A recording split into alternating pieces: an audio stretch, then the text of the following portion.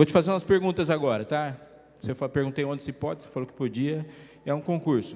Perguntas fáceis, eu vou descrever o personagem bíblico. Assim que eu descrever o personagem bíblico, você fala quem que é. Beleza? Caso você acerte, o pastor Geraldo no JA vai te dar um iPhone 10. Não, isso é muito mais mentira do que ficar embaixo do caminhão. Olha lá.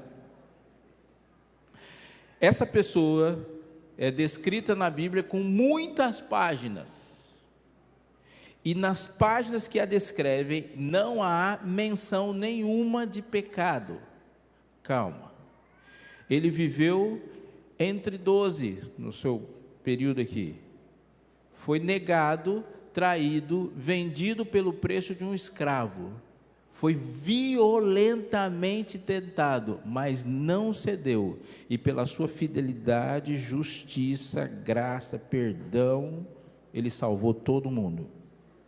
De quem que eu estou falando? Quem? José ou Jesus? Jesus. Eu estou falando de José ou de Jesus?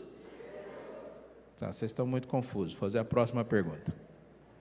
Essa pessoa, ele é descrito como extraordinariamente belo, e depois do trono, ele é o maior de todos. Só que um dia ele começou a olhar para si, olhar para o trono, olhar para si, olhar para o trono, e falou: acho que eu tinha que estar lá, não aqui. Então ele não apenas tenta tomar o trono, como ele tenta convencer uma parte significativa do reino contra isso. Mas o final da sua história é trágico. De quem que eu estou falando? Absalão. Por que Satanás? Vocês estão muito confusos. Vou falar de outro. Ele nasceu de um nascimento miraculoso. O anjo apareceu para sua mãe, que não tinha nenhuma possibilidade de ter filhos, nenhuma, e olha para ela assim, ó: o Senhor agirá sobre ti, porque não há coisas impossíveis para Deus. Ela fala: você vai ter um filho. E esse filho cresce, ele é o filho da promessa, e neste menino, está concentrado o plano da salvação, nas costas dele, porque se esse menino não existe, não há plano da salvação. Um dia, um pouco final da sua história, ou numa parte significativa da sua história, ele sobe o monte, com o madeiro nas costas, para lá em cima do monte, dizer para o mundo, e o mundo entendeu o que é salvação. De quem que estou falando? Jesus ou Isaac? Ah, gente, está louco. A última. Ele olhou para Deus, ouviu a voz de Deus, e quando essa pessoa ouviu a voz de Deus, falou: quero saber de Deus não, quem manda aqui sou eu. Ele é responsável por oprimir, espizinhar, tornar a vida do povo de Deus um inferno.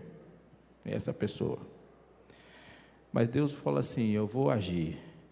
E quando Deus prometeu que ia tirar o povo do lugar onde esse povo está oprimido, Ele vai agir para não fazer isso. Só que Deus redime. Só que um pouco antes da redenção, Deus manda pragas. Ele vê, e no final da história ele admite: Deus, você está certo. Só que depois que ele fala que você está certo e vê o que ele perdeu, ele vai atrás. E aí morre. De quem eu estou falando? Satanás. Você já entendeu, né? Vou explicar rapidinho para você o que é isso. Todo autor se confunde com a sua obra. Ontem eu falei aqui, por exemplo, de William Shakespeare. Você pode ler o Hamlet, depois você lê Romeu e Julieta. Na próxima vez que você ler um livro de William Shakespeare, não precisa colocar William Shakespeare na capa, que você vai entender que foi ele que escreveu. Ele tem um jeitão de fazer as coisas. Você pega um quadro, uma obra de Da Vinci, você pegou a primeira, a segunda, na terceira você já sabe que foi Da Vinci.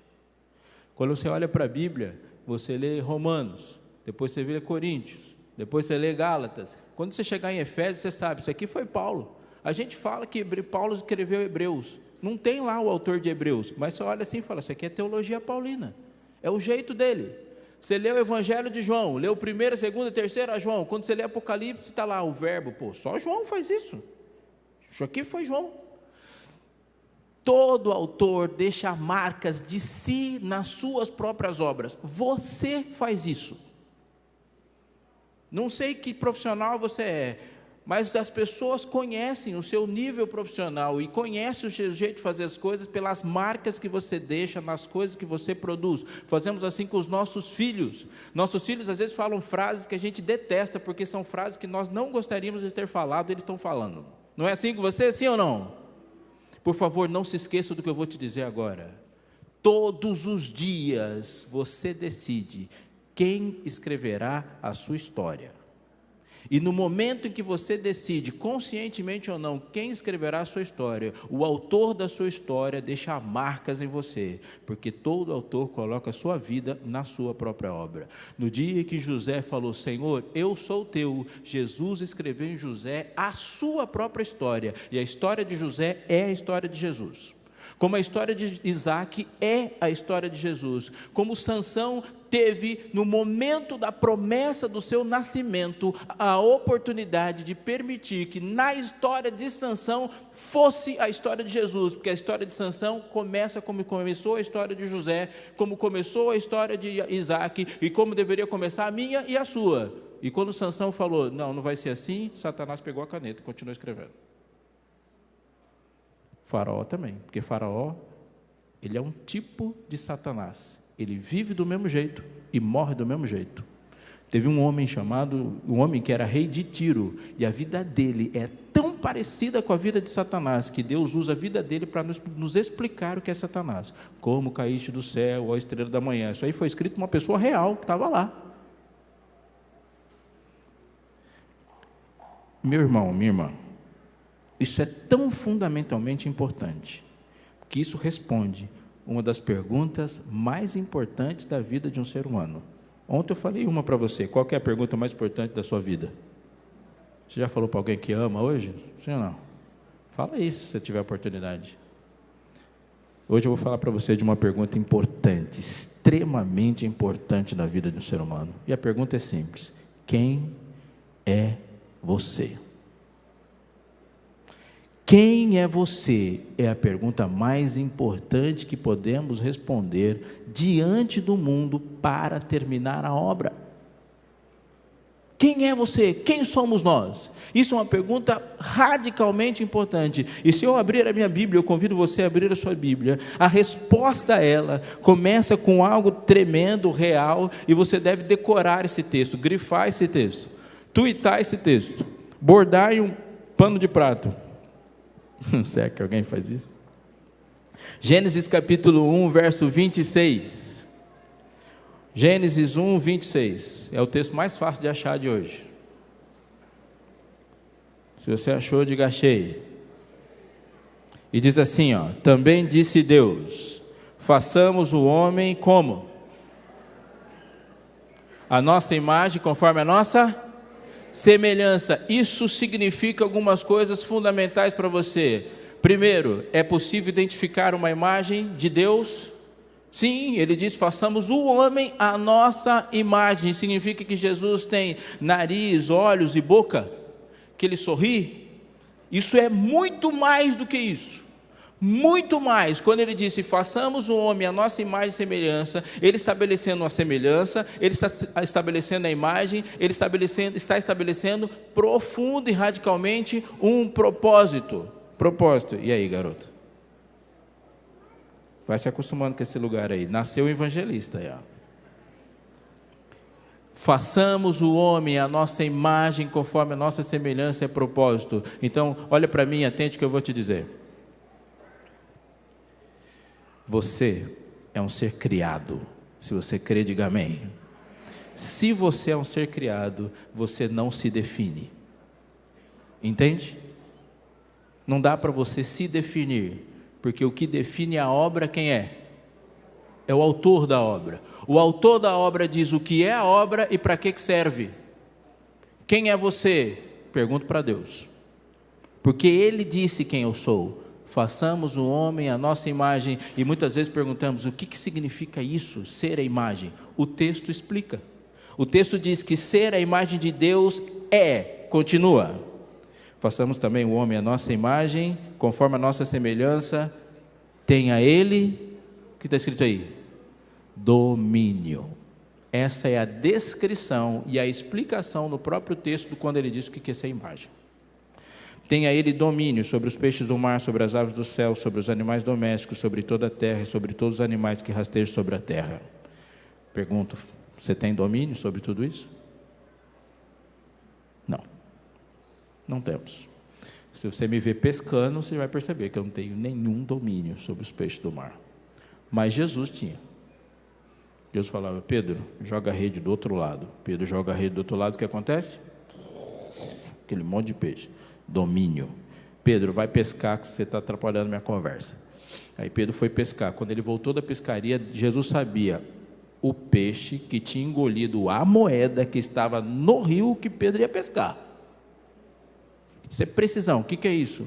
Domínio. Temos fastio desse pão vil. Viraram a mesa. Eu quero cordonizes. Estão indo aí, ó. Temos fastio desse pão vil. Lá vem um monte de cobra. Domínio sobre as aves do céu, sobre todo animal que rasteja. Deus em Jesus Cristo tem domínio completo sobre o mar, não apenas sobre o peixe do mar. Mestre, não te importa que pereçamos? Aquieta-te. E o mar? Atente o que eu vou te dizer.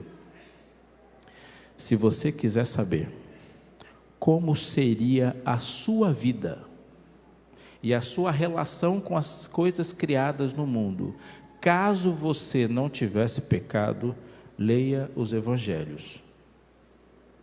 Porque aquela vida que Jesus teve é a vida que Ele pensou para nós.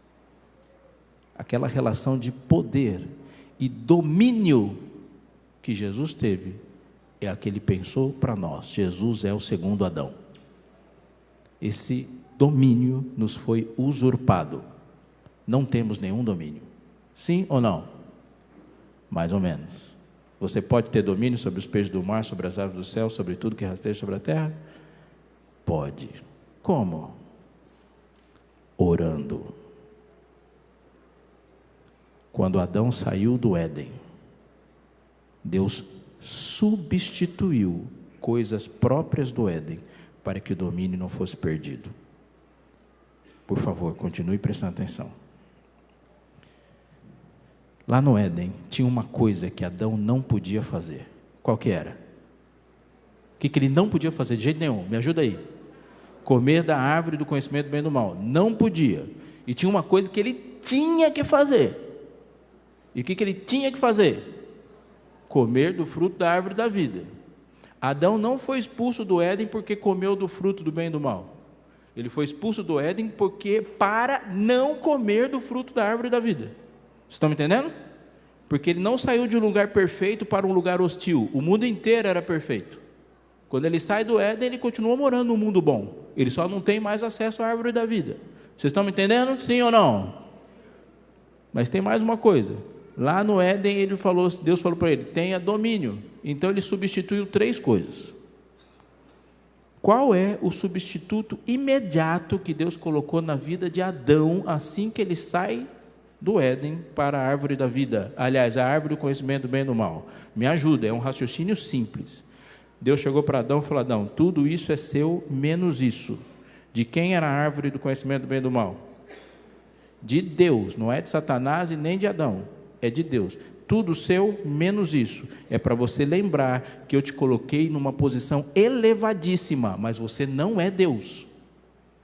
Você é a imagem de Deus, Adão, mas não é Deus. E você tem que ter uma lembrança constante para você não achar que é seu. Você é mordomo, você cuida, você é imagem. Portanto, ele tinha que passar pela árvore do conhecimento do mal e reconhecer, ao não tocá-la, que ele não é Deus. Se Adão chegasse, pegasse da árvore e está dizendo para Deus, Deus sai daqui, quem vai sentar no trono agora sou eu. Isso significa comer do fruto. Adão sai, Deus substitui imediatamente pelo quê? O que na sua vida que Deus fala? Tudo isso é seu, menos isso. Dízimo. Atente porque eu vou te dizer. O dízimo é o substituto da árvore do conhecimento do bem e do mal para o mesmo propósito, para que você se lembre de que você não é Deus. Porque por mais ridículo que se possa parecer, essa é a minha mais forte tentação. Achar que eu me governo e que tudo no mundo é meu, por causa da elevada posição com a qual Deus me criou. Como que Deus substitui a árvore da vida? Pelas ofertas. Oferta é o substituto didático da árvore da vida. Sério, pastor?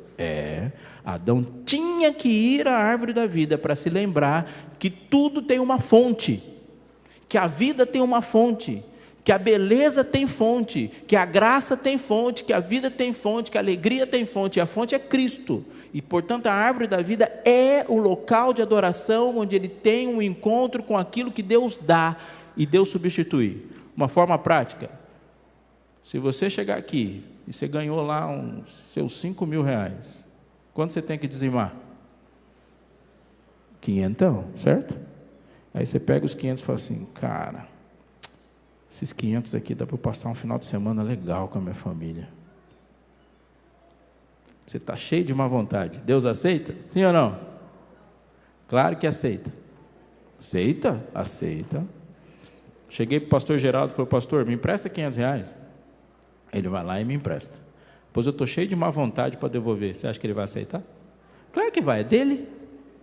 Você me emprestou, vai ter que devolver, é meu. Não estou nem aí com seus sentimentos. Dinheiro. Se devolver dízimo de má vontade, Deus aceita? Aceita, aceita. E a oferta, dá para devolver de má vontade? Oferta, toda oferta representa Cristo, e Cristo não foi dado de má vontade. Ele se deu voluntariamente por você. Você está me entendendo? Mas eu não estou falando de mordomia. O que eu estou dizendo para você é que se Deus substituiu a árvore do conhecimento do bem e do mal e a árvore da vida logo após o Éden, isso significa que o que ele pensava sobre nós antes do pecado continua sendo a mesma coisa. Ele disse: façamos o homem conforme a nossa imagem, a nossa semelhança, tenha ele domínio. Saiu do Éden, ele continuou pensando a mesma coisa. Mesma coisa, Deus fez você para ser a imagem e semelhança dele e ter o domínio. E como que ele substitui o domínio? Adão, agora você vai ter que orar. Orar. Você ora exercendo domínio sobre as coisas. Tem uma pessoa doente no outro lado do mundo, você ora aqui e a pessoa sara lá.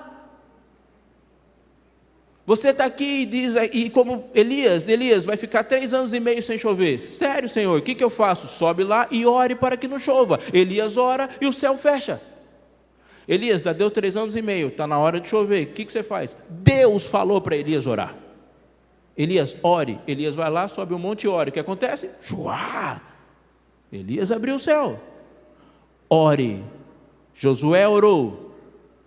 Puf, parou o sol.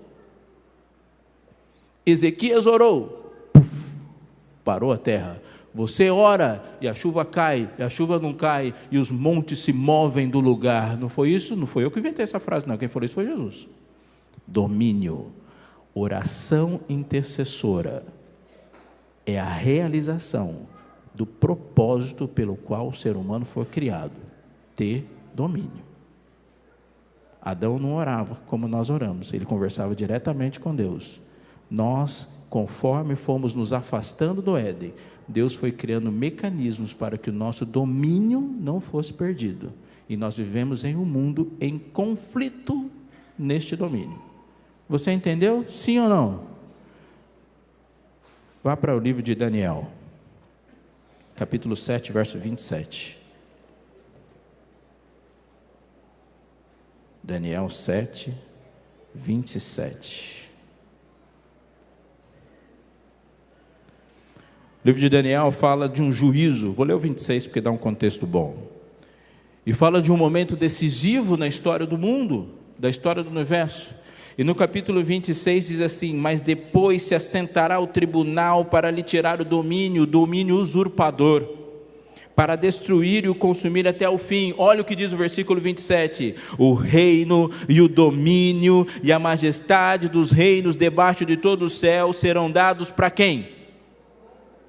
Ao povo dos santos do Altíssimo. O seu reino será um reino eterno, e todos os domínios servirão e obedecerão.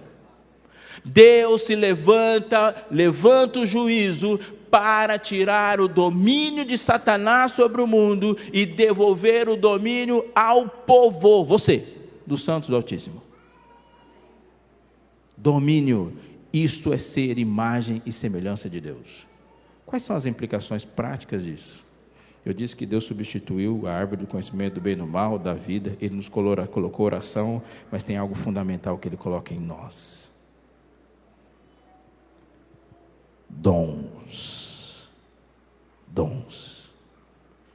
Por favor, atente para isso. Livro de Isaías, capítulo 43.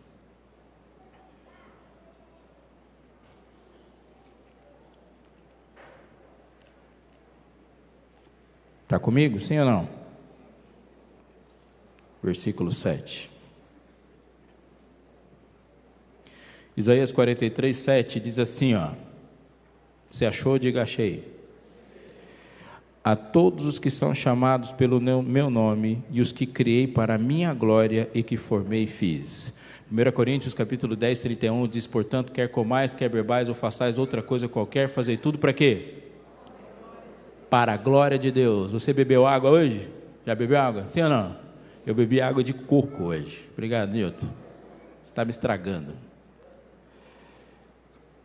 Para que você bebe água? Se for para se hidratar, está pecando. Porque o texto diz que você tem que beber água para a glória de Deus, não é isso aí? Doutora, cadê a doutora Josi? Se ficar falando lá, tem que beber água para hidratar, está errado, hein? A água é para a glória de Deus. Beba água para a glória de Deus. E é bíblico. Quer comais, quer bebais ou façais outra coisa qualquer, fazei tudo para quê? Para a glória de Deus. Jesus disse assim que no final dos tempos ele seria como os dias de Noé, que as pessoas estavam fazendo o quê? Comiam, bebiam, casavam-se e davam-se casamento. Qual que é o problema disso? Comer, beber, casar? Nenhum, se não for para a glória de Deus. Você namora para que Deus seja glorificado no seu namoro. Você casa para que Deus seja glorificado no seu casamento. Você trabalha para que Deus seja glorificado no seu trabalho. Você estuda para que Deus seja glorificado na sua mente, no seu estudo. A gente vem para a igreja para Deus ser glorificado. Você não pode, por exemplo, vir para a igreja e falar assim: não gostei do culto. Culto é uma coisa que se oferece, não que se recebe. Só tem uma pessoa no universo que classifica se o culto foi bom ou não: aquele que recebeu o culto. Você não diz que não gosta do culto, porque foi você que ofereceu. Se você não gostou do culto, imagine ele. Então, se você não gostou, está na hora de você oferecer um culto melhor. Vocês estão me entendendo? Sim ou não? Nunca diga: não gostei do culto, porque o culto não foi feito para você, ele é feito por você. Só tem uma plateia, uma pessoa sentada na plateia de um culto. Deus, o resto é tudo artista. É você que oferece. Sim ou não?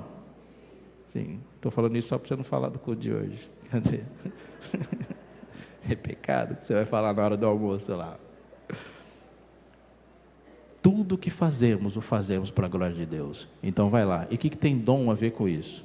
Dons são reproduções de Deus em nós.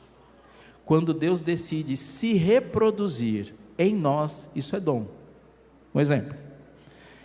Tem uma cantora que eu gostava muito, chamava Amy Winehouse.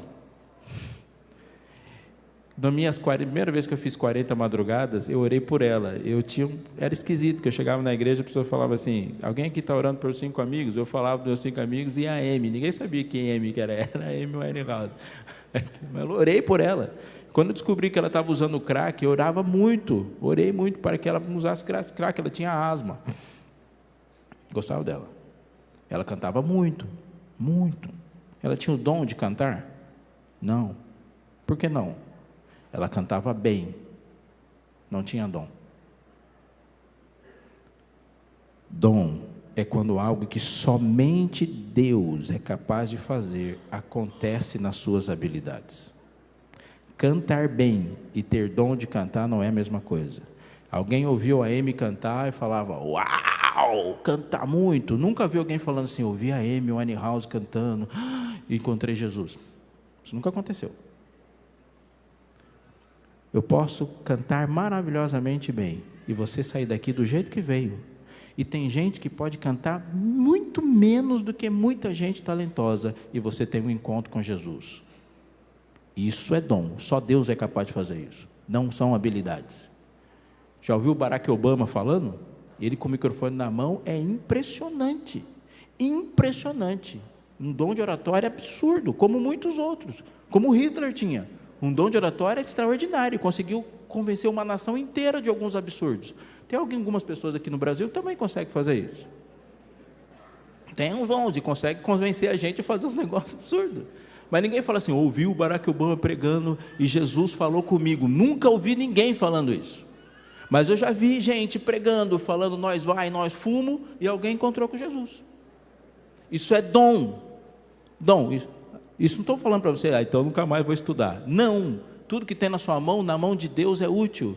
Mas dons é quando Deus se reproduz. Ele se reproduz em nós. É Ele colocando em você a sua imagem. A pessoa olha para você e fala, você não é capaz de fazer isso, é Deus que faz. Portanto, glorificar a Deus é quando alguém te ofende e você fala, eu vou perdoar você. E o planeta olha para você e fala assim, você vai perdoar? Isso é imperdoável. E o mundo inteiro sabe que não foi você que perdoou. Deus é em você. É quando você olha para alguém que não merece amor e ama, e o mundo fala, você não é capaz de fazer isso. Os seres humanos não fazem isso. Mas você fez, e Deus é glorificado. Quando nós nos dispomos a ser aquilo que Deus nos chamou para ser, a vida em Cristo, em sintonia com o céu, não é fazer, não é ter, é ser. Portanto, o que Deus está fazendo na sua vida hoje, é retirando tudo que não é imagem, e colocando de novo tudo que é. Você foi criado para ter domínio. Somos filhos de um rei, e filhos de um rei são príncipes. Simples assim. Eu preciso te dizer mais uma coisa. Eu vou dar um exemplo. Bom, você sabe. Há uma cena de julgamento no livro de Jó. Vocês conhecem a história de Jó? Quem conhece, levanta a mão, porque daí eu não preciso ler. Se você não conhece, confia em mim, que eu vou falar está lá. Vieram os filhos de Deus, se apresentasse diante deles, veio também Jó. É uma cena de julgamento que está ali, concorda comigo? Na cena de julgamento, tem um acusador, é o mais fácil de identificar. Quem é o acusador lá? Satanás, que apareceu lá porque ele usurpou o domínio, porque era para Adão aparecer lá. E tem as testemunhas. Quem são as testemunhas? Os filhos de Deus que estão lá assistindo a história. E tem o acusado. Quem é o acusado? Deus. Satanás não acusa Jó. Ele nem fala de Jó. Quem fala de Jó é Deus. Não é isso que está lá no texto? Viste meu servo Jó? Satanás não fala de Jó, ele não acusa Jó. Deus que põe Jó. Porque Deus é o acusado. Satanás aponta para Deus e fala assim, você não é capaz de produzir amor em ninguém. Todo mundo que te serve porque é vantajoso. Jó te serve porque ele é rico. Se ele for pobre, ele não te serve. Aí Jó fica pobre. Não, Jó te serve porque não está doendo. Se doer, ele para. Deus é o acusado. Davi falando disso, ele fala, venhas a vencer quando fores julgado. Serás tido por justo no teu falar e puro no teu julgar. Deus está sendo julgado. Se Deus é o acusado, Satanás é o acusador e os anjos são as testemunhas, quem é Jó num julgamento? Anota aí. Jó é a prova. Quando Deus é acusado, ele fala, eu vou provar. Jó é a prova.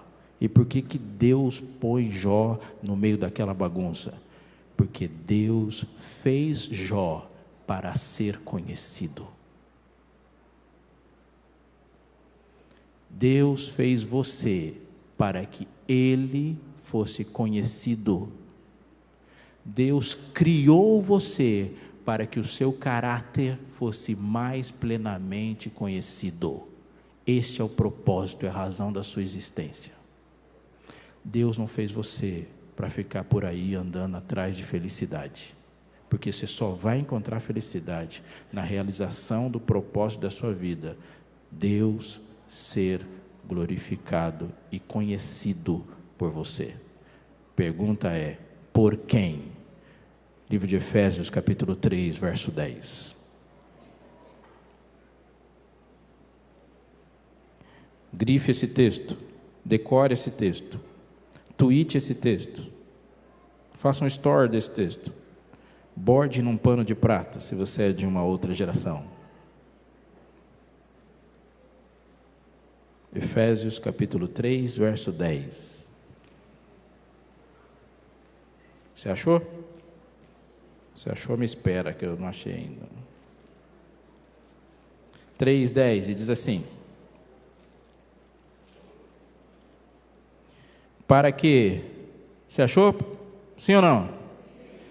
Para que, por quem? Quem está escrito aí na sua Bíblia? O que está escrito aí, usando na sua Bíblia? Para que, pela? Quem é a igreja? Quem é a igreja? A multiforme sabedoria de Deus se torne conhecida quando? Agora. Por quem? Por dos principados e potestades, onde? Você hoje está pregando com a sua vida para o universo todo.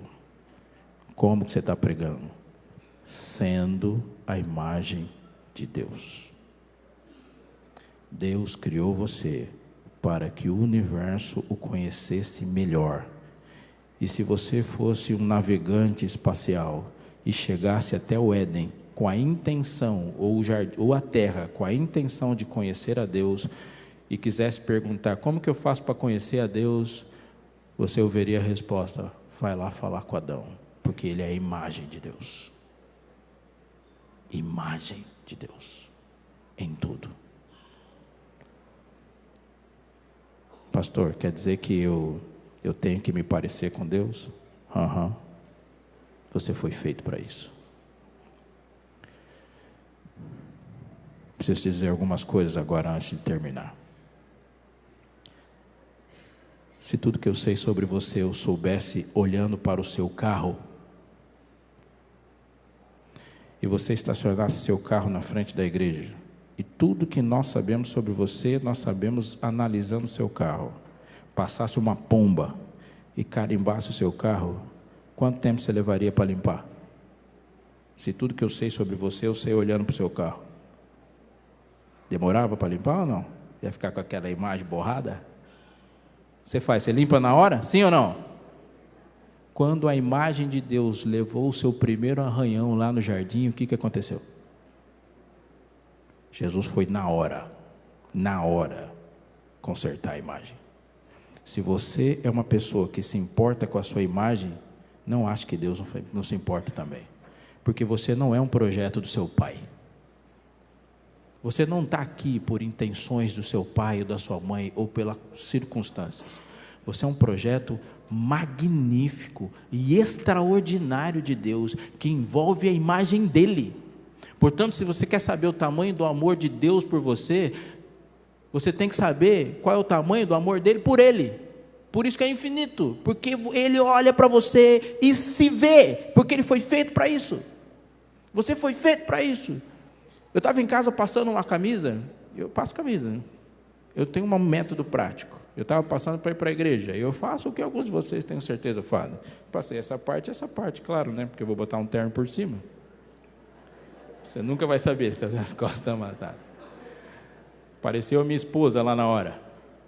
Falou, o que você está fazendo? Passando? Só isso? É claro, vou botar um terno. Pode tirar aí, eu vou passar.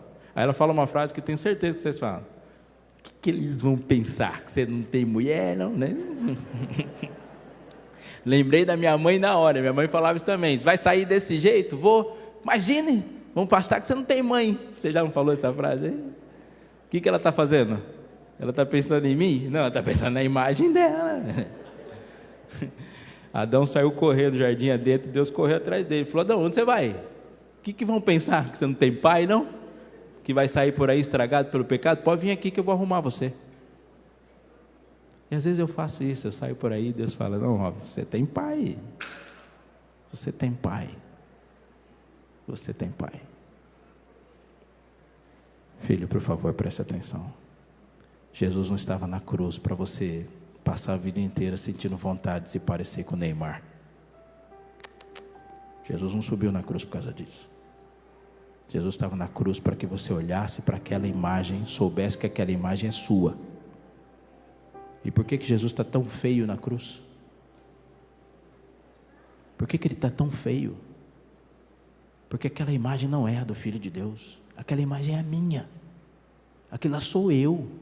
Por isso que eu olho para lá e não há nenhuma beleza para ver e desejar. Ele assumiu a minha imagem na cruz para que eu pudesse olhar para o céu e sentir vontade de se parecer com Ele.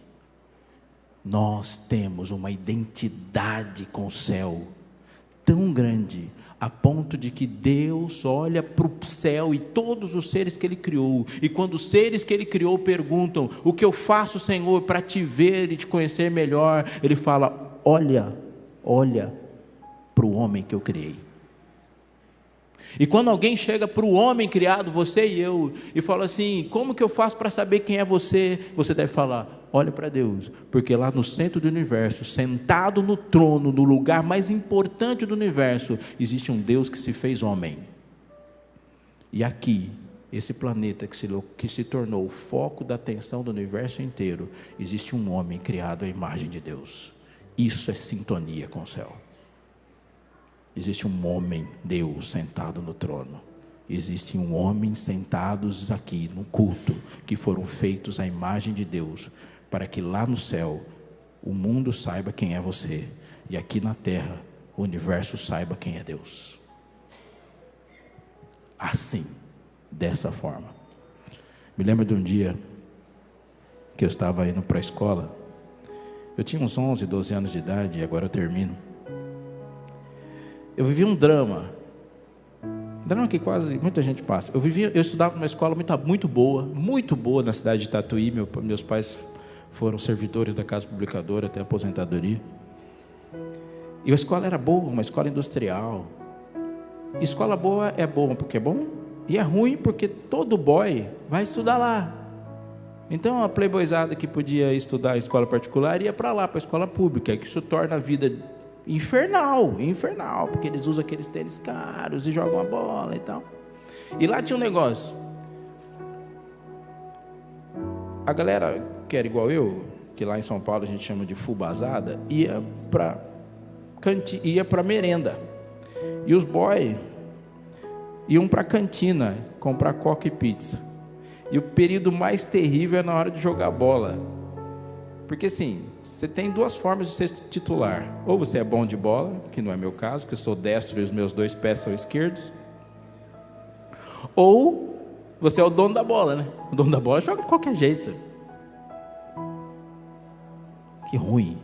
Até que um dia eu bolei um plano. Não dava para aprender a jogar bola, mas dava para ir para a cantina.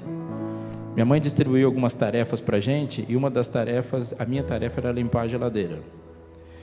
Dentre as tarefas, um dia eu estava limpando a geladeira e descobri que embaixo do paninho que cobria a geladeira tinha um bolo de dinheiro.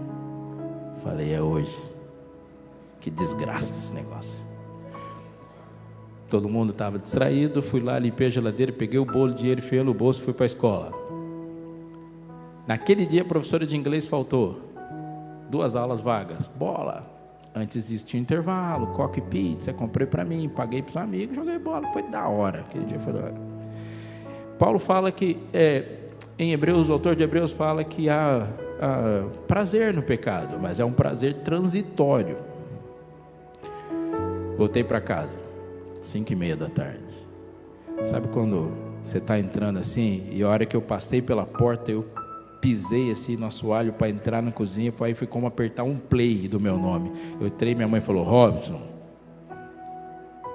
coração de ladrão, né?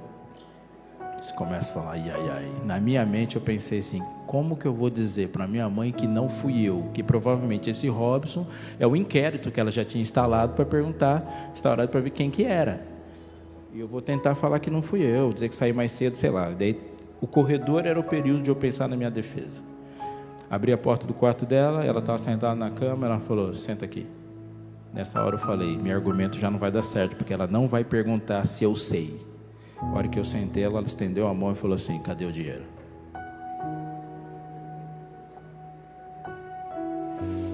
Não deu tempo. Fiz a mão no bolso, tirei um troco, sobrou bastante dinheiro, porque era bastante dinheiro. Um monte de dinheiro amassado, coloquei na mão dela, ela contou lentamente, eu pensei, o que eu posso fazer para dizer alguma forma de eu não apanhar? Sabe essa discussão que rola aí, da lei da palmada? Essa discussão nunca chegou em casa. Isso aqui... Falei, o que eu faço para não apanhar? Ela olhou para mim, contou o dinheiro e falou assim, esse dinheiro aqui era o dinheiro do gás. Eu sabia que o gás ia acabar hoje. Então eu peguei o dinheiro, deixei lá para de manhã comprar o gás. Seus irmãos estão aí, ó. Porque eles chegaram da escola de manhã e não tinha almoço. A essa altura eu já não estava pensando se eu ia apanhar ou não. Eu estava desejando apanhar. Porque eu peguei o dinheiro do gás e deixei todo mundo sem comida. Ela contou o dinheiro e desprezou o dinheiro. Jogou o dinheiro para o lado. Olhou no meu rosto e disse a frase mais teológica que eu já ouvi da minha mãe. Uma compreensão de Bíblia que eu tive. Ela falou assim, Robson, eu não criei você para isso. E desabou a chorar. Chorou. Eu vi minha mãe chorar daquele jeito pouquíssimas vezes, dá para contar numa mão. Ela chorou convulsivamente no dia que meu tio levou um tiro e morreu. Ela chorou daquele jeito do dia que a minha avó morreu. Ela chorou daquele jeito no dia que meu pai morreu. E ela chorou daquele jeito do dia que eu peguei o dinheiro. Era um luto para ela. Era uma frustração. E disse, eu não criei você para isso. Entendi. Mãe, para de chorar. Não, ela não parava de chorar. Mãe, me bate, mas não chora. Ela não parava de chorar. Ela falou, pode sair. Você acha que eu consegui sair? Filho, se você não for prestar atenção e não prestou atenção em nada do que eu disse, atente para isso. Deus não criou você para ser jogador de videogame. Deus não criou você para ficar parado na frente do computador enquanto o mundo desaba. Deus não criou você para ficar assistindo televisão, para ficar na frente do seu celular, querendo que as pessoas vivam por curtidas. Deus criou você para transformar o mundo, para avançar um reino, para ir para qualquer canto onde a bandeira de Sião não tremula. E quando você chega lá, Deus também chega. Deus criou você para qualquer pessoa que encontrar com você, olhar nos seus olhos, ouvir você falar, saia por aí dizendo, eu tive um encontro com Deus hoje. Ele estava varrendo uma casa, ele estava com um livro, ele estava estudando para o vestibular, ele estava colocando um tijolo no muro. Não sei, mas eu vi Deus, porque você foi criado à imagem de Deus, de forma que nenhuma pessoa no mundo que tenha passado um segundo sequer com você, não tem um vislumbre de quem Deus é, porque Deus criou você para isso. Para isso, tenha a Ele domínio, você dobra os joelhos e muda o mundo. O mundo. Você decide entrar no seu quarto, abrir a boca e na hora que você fala, Pai, você está dizendo uma frase que nenhum ser criado no história, no universo inteiro fala. Abra sua Bíblia, leia ela de Gênesis 1, Apocalipse 22, procure um anjo sequer chamando Deus de Pai. Ninguém fala isso, ninguém. Nós achamos que nós vamos chegar no céu e correr atrás de um monte de gente perguntando isso, aquilo. Não, a Bíblia não descreve isso. No dia que você chegar no céu, o universo vai correr atrás de você para saber o que é isso, viver nesse planeta sujo, podre, caótico e ser a imagem de Deus nele. para que os homens vejam as vossas boas obras, vejam e glorifiquem o vosso Pai que está nos céus.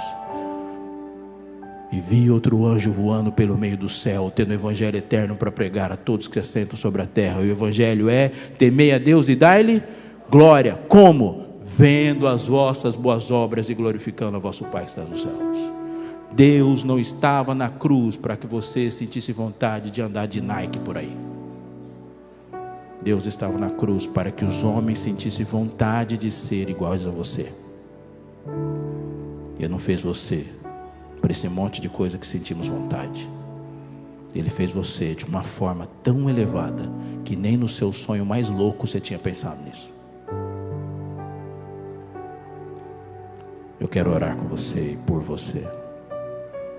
E na minha oração eu quero colocar uma frase, e você vai ter que ter ousadia para colocar na sua também. Eu quero colocar a frase mais impressionante do livro de Atos. Um dia, Pedro e João estavam na escadaria do templo, e um necessitado mendigo chegou para eles e falou: você tem uma esmola? O que Pedro falou para eles? Eu não tenho prata e nem ouro, mas o que eu tenho te dou em nome de Jesus Cristo, levanta. Mas sabe o que Pedro falou antes? Pedro olhou para ele no capítulo 3 e disse: Pedro, fitando juntamente com João, disse: olha para nós, olha para nós. Aquele rapaz ajoelhado, sentado, mendigando, levantou os olhos e olhou para Pedro. O que ele viu? Ele viu Jesus. Eu não tenho prata nem ouro, mas eu tenho a imagem de Deus para você. Olha para nós. Eu vou orar pedindo para que você nunca mais na sua vida diga uma frase que nós nos acostumamos a dizer, mas ela é um absurdo, é uma bizarrice. Quando você entrar na igreja, não olhe para as pessoas, olhe para Jesus. Nunca diga isso, porque se você entrar numa igreja e não ver Jesus nas pessoas, você não vai ver Jesus. Porque Jesus nesse planeta é visto através dos seus. Como que você foi feito à imagem e semelhança de Deus e diga que as pessoas não olhar para você? Quando eu entrei nessa igreja aqui, eu vi Jesus olhando para você, e Deus fala: deu certo. Quando você entrar numa igreja, você diz: olha para nós. Se alguém falar assim: eu não sei qual é o caminho, olha para nós. Você tem coragem de dizer isso? Diga. Você está indo para o céu? Sim ou não? Onde você vai estar daqui 500 anos? Onde você vai estar daqui 500 anos? Está com medinho? Onde você vai estar daqui 500 anos? Céu, mano. Daqui 100 anos? 50 anos? Céu. Agora só os adventistas continuam respondendo, que estão esperando Jesus voltar nos seus dias. Onde você vai estar daqui 10 anos? Então, se eu tiver 2 neurônios só funcionando, eu só seguir você. Você vai estar no céu nos próximos anos? Sim ou não? Então você pode dizer para qualquer pessoa: me segue. Que quem quer ir para o céu tem que seguir você. Você vai chegar lá, eles chegam junto. Olha para nós. Você vai dizer essa frase também? Sim ou não? Então fique em pé, por favor. Senhor, nosso Deus, nosso Pai, Tu és extraordinário, gigantesco, justo, puro, reto, santo, magnífico em poder, indescritível. Mas pelo sangue de Jesus a gente começa uma oração te chamando de Pai. Que delícia falar isso. Pai nosso. Louvado seja o Teu nome, Senhor, pelos Teus santos e elevados propósitos. O Senhor nos deu um nome, uma identidade elevadíssima, ser a Tua imagem. E aqui estamos, Senhor, para dizer para Ti, para que em nome de Jesus faça uma coisa em nós. Entre, Senhor, coração adentro, vai pisando fundo e vai tirando dele, Senhor, tudo aquilo que ainda insiste em ocupar espaço e não foi o Senhor que colocou. Vai jogando para fora, Pai, de modo que quando o Senhor terminar, só tenha a Tua imagem aqui.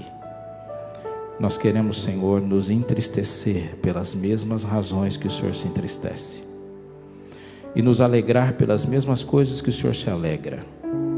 Queremos chorar pelas mesmas coisas que o Senhor chora, e dizer as palavras que o Senhor fala. Queremos, Senhor, ser o teu olhar, a tua mão, a tua voz para o mundo que precisa te conhecer. Pai querido, dentre as surpresas que as pessoas esperam ter no céu, que cada pessoa que nos vir sorrir, no dia que olhar para o Senhor e o Senhor sorrir, elas possam reconhecer que esse sorriso já foi dado para elas aqui.